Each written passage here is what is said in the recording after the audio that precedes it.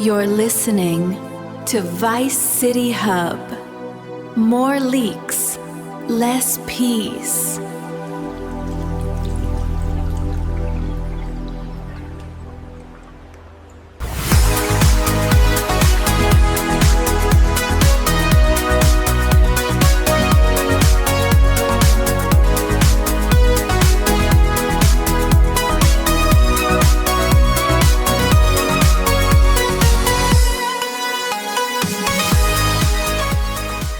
Turn that garbage down. Turn it off. Whoa, Vic, chill. That is the new wave, man. We are broadcasting live across the Leonida digital grid. It is summer 2026, and you are trying to kill the vibe before we even drop the beat? Vibe? Nikki, that isn't a vibe. That is purely corporate, cloud farming, brain-melting noise. This whole city has gone completely soft. Everywhere I walk in Vice City these days, people are just standing on the sidewalk staring into their phones, suffering from total AI drift. Oh, here we go. Old man Vic is officially Leonida-pilled and grumpy today. Look, the world is moving fast, okay? If you aren't out there capturing the aesthetic, you are practically invisible. Even the street crews are doing it for the algorithm now. Back in my day, if you wanted to rob a place, you didn't do it for a digital thumbs up. You did it because your landlord was threatening to throw your mattress into the swamp. Now, you've got amateur stick-up crews walking into a spot, holding the cashier hostage, and asking their live stream chat if they should use a polymer pistol or a baseball bat. It's pathetic. Hey, speaking of stick-ups and real-deal operations, we have some absolutely massive deep dive material on the desk today. No technical jargon, no engine software talk. We are throwing all that debug text out the window. Today, we are breaking down the raw, gritty reality of how things actually go down on the streets. The mechanics, the inventory, the locations, the whole layout of the underground economy. Finally, something worth talking about. If we are leaving the tech geeks behind, then let's talk about the actual heavy lifting. What is the breakdown? We are hitting exactly 3 layers today, Vic. Layer 1, the actual ground-level criminal mechanics. How you handle your hardware, how you carry your loot, and the ultimate partner dynamic. Layer 2, the gear. The tools of the trade, from high-end digital bypasses to old-school pool cues. And Layer 3, the massive world itself, from the sweaty neon floors of the Jack of Hearts strip club all the way down to the muddy banks of the Grassrivers.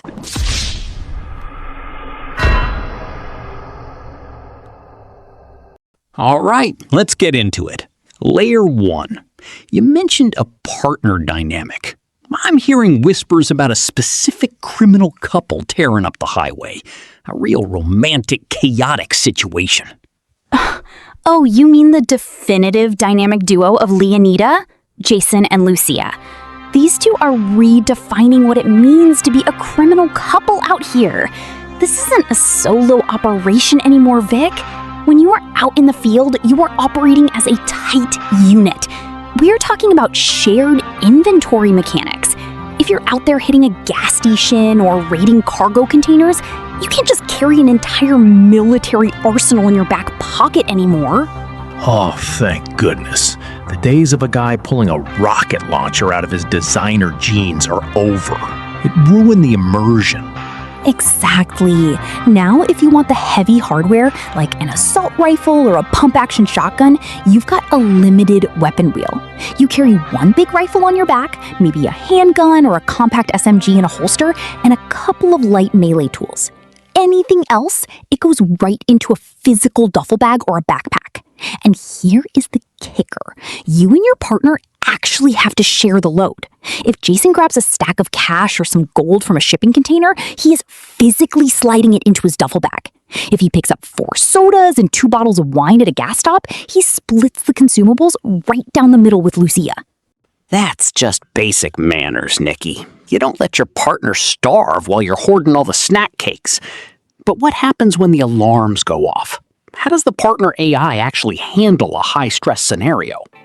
It is completely dynamic, man. During a robbery, let's say you're hitting Hank's Waffles, you can actively command your partner. You can tell them to hold the door, watch the crowd, or follow your lead. If the cops show up and surround the building, you can literally tell your partner to surrender, or you can signal them to prepare for a breakout. And the crowd control is wild. Jason will actively track customers with a yellow icon over their heads, physically intimidating them to keep them off their phones so they don't call the dispatch. Now that is what I call a professional operation. But it's not just about pointing guns. What about the physical movement? I heard you can actually hit the dirt now. Oh, the movement is incredibly fluid. You aren't just hugging a wall and shuffling sideways anymore. You can walk naturally while maintaining your cover.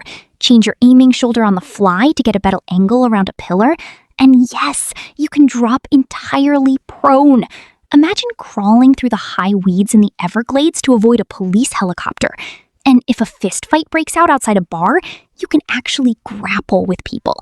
You can grab them, throw them, control their movement. And if you take a massive hit to your health, there's a downed self-revive mechanic. You can pull yourself back from the brink using a trauma kit or painkillers right out of your quick inventory. Sounds like a lot of work. Back in the day, if you got punched, you just swung a crowbar until the other guy stopped moving. Speaking of which, let's jump straight into Layer 2, the tools and the gear.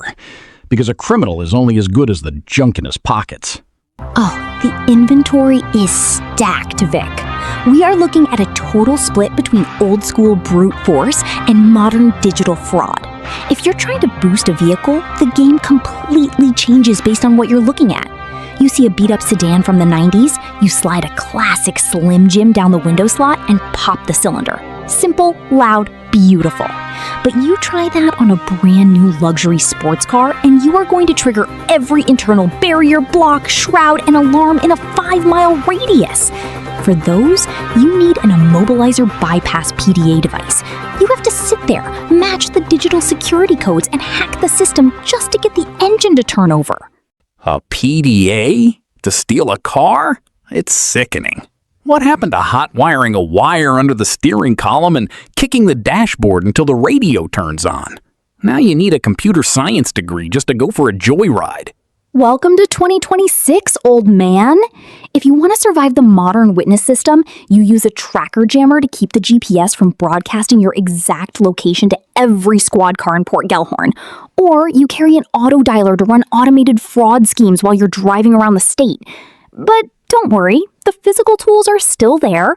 We've got crowbars, flashlights, binoculars, and cutoff tools for snapping padlocks. And for sports, you can literally weaponize an entire golf bag. Drivers, putters, wedges, irons, or just beat a guy over the head with a pool cue at the local lounge. Now a golf club. That I can respect.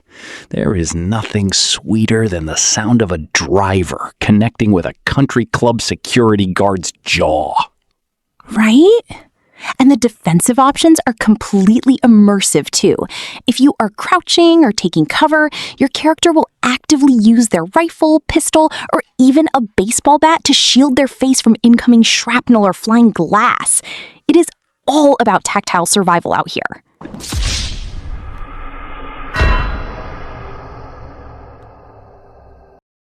All right, Layer 3. Let's talk geography. Because Leonida is a massive, sweaty, beautiful disaster. Where are we putting these tools to use? Man, the map layout is legendary. The two absolute anchors of the world are Vice City, which gives you that hyper-dense, neon-soaked Miami energy, and Port Gellhorn, which is this gritty, industrial coastal hub inspired by Panama City. Let's start in North Vice City, right in the neighborhood of Rockridge. It's got that classic little Havana vibe. You've got the local bite restaurant, the shorefront bank, and looming right behind the Vice City Neighborhood Enhancement Center is a massive power plant pumping smoke into the sky. And right down the street, the Vice City Mambas football stadium inspired by Lone Depot Park. I know Rockridge. Tough neighborhood. Street gangs everywhere. If you go further down, you hit the water, right? Exactly. You hit Vice Beach and South Beach. We are talking about the Ocean Drive Strip. Hotels everywhere, like the Boardwalk Hotel and the Kingston Hotel. You can swing by Happy Juice or Iguana to check out the local crowds.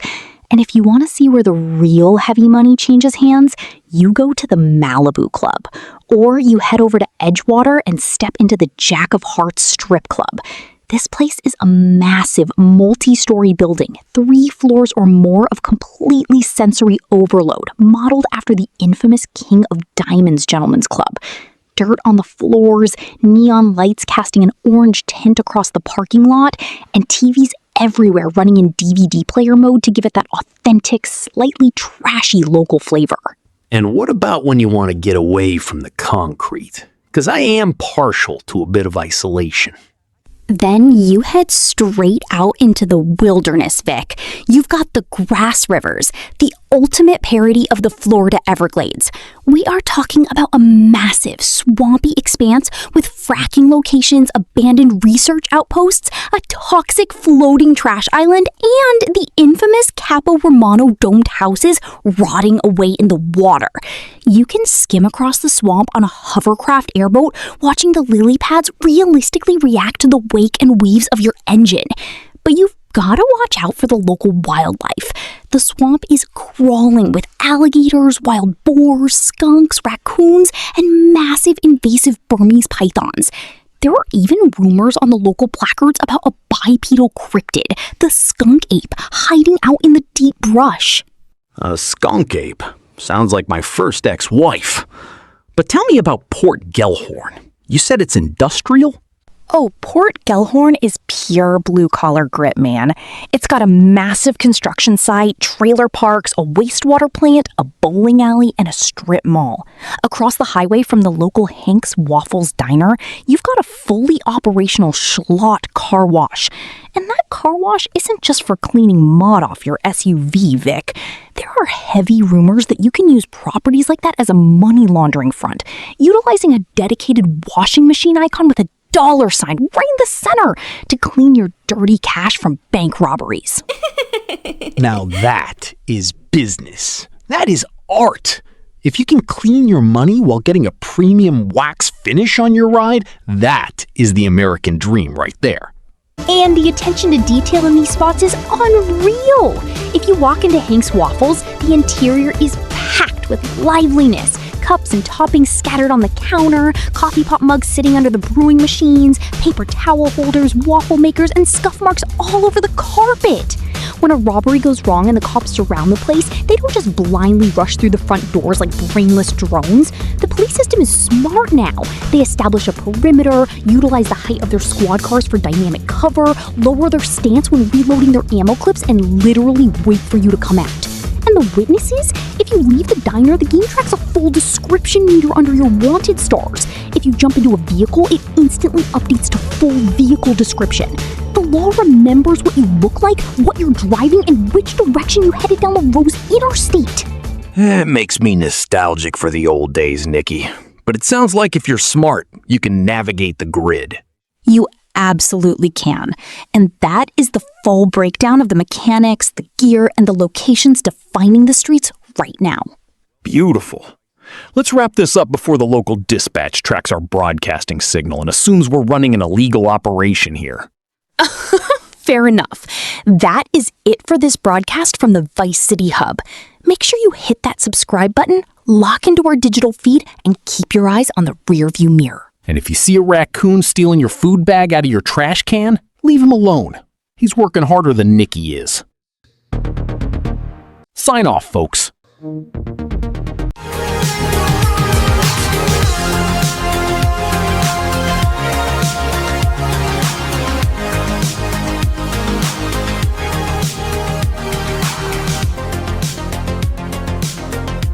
I guess all those clickbaiters on YouTube are super busy deleting their videos right now.